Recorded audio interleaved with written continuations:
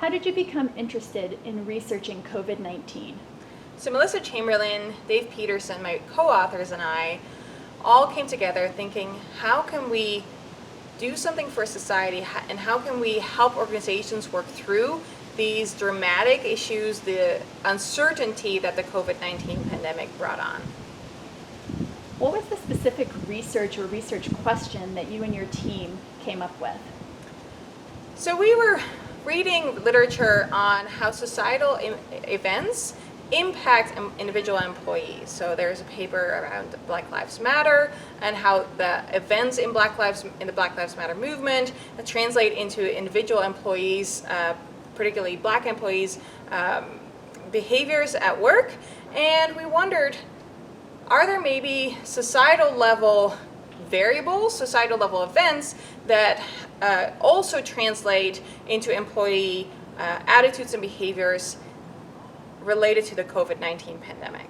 So our research question that we ended up settling on was, how do US state policies impact individual attitudes and behaviors of employees at their organization? The reason to ask this question was that we were looking around us and we noticed that there was a wide variety of policy approaches that were taken even in neighboring states. So we're in Iowa. Our governor was very relaxed in her approach to COVID-19. Right next door is Illinois, and they went on complete shutdown, stay-at-home order, everything was closed. So this was really a puzzling question for us, like, how is it, first of all, that these governors reach to such different conclusions, and then how does that translate to individual employees and how they view their work and behave at work? How did you choose to study this research question? So we adopted two complementary approaches. We looked at the US state policy database on COVID-19 policies that was developed by political scientists, which provided us archival data on state policies and what states had done and how expansive their policies were. And then we sent out a survey to a nationally representative sample through the Lucid Fulcrum Exchange. We surveyed 2,422 participants across the United States to ask them, how are they feeling about work? Specifically, how engaged are they at work? How much do they trust their leaders? And how much are they engaging in helping behavior? But we also asked them, how do you feel about the COVID-19 pandemic? So specifically, how anxious are you about the COVID-19 pandemic? How much does it make you feel uncertain? How fearful are you about this? And then we combined that data set, those two data points. So we got information where people lived, and we combined how expansive the policy was at the state level with how people responded to our set of questions at the individual level. What did you find? We found that states that adopted a more expansive policy approach to handling COVID-19. So these are states that took a wider scope of measures. So they implemented both stay-at-home orders, closed restaurants, closed non-essential businesses, adopted a face mask mandate, created more anxious employees than states which had a less expansive policy approach.